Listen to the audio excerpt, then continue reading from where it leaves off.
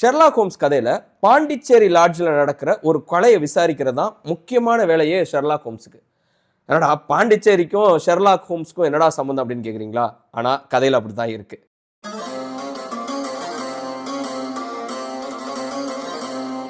பாண்டிச்சேரி லாட்ஜில் நடக்கிற ஒரு கொலை, அதை விசாரிக்க போகிற Sherlock Holmes and doctor Watson, அப்புறம் இந்தியாவிலேருந்து வந்த ஒரு புதையல் அப்படின்னு மர்மங்கள் நிறைந்த கதை தான் ஷெர்லாக் ஹோம்ஸோட அடுத்த கதை.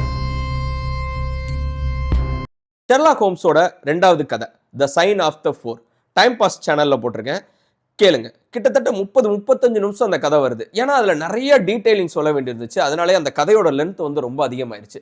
ஆனால் 35 நிமிஷத்துக்கு அந்த கதை ஒர்த்தான்னு கேட்டால் டெஃபினெட்லி ஒர்த்து. ஏன்னா அவ்வளோ சுவாரஸ்யமான விஷயங்கள் வந்து அந்த கதையில் இருக்கும். இன்னும் ஆச்சரியமான விஷயம் என்னன்னா, அந்த கதையில் நிறைய இடத்துல இந்தியாவில் இருக்க புதையல் அப்படின்னு சொல்லி நிறைய நம்மளோட லேண்ட்லாம் வரும். அப்போது அது ரொம்ப வாசிக்கும் போது ரொம்ப க்ளோஸ்லி கனெக்டடாக இருக்கும். ஸோ அந்த கதையை கேளுங்க, கண்டிப்பாக உங்களுக்கு பிடிக்கும். லிங்க் கீழே கொடுக்குறேன், கண்டிப்பாக பாருங்கள்.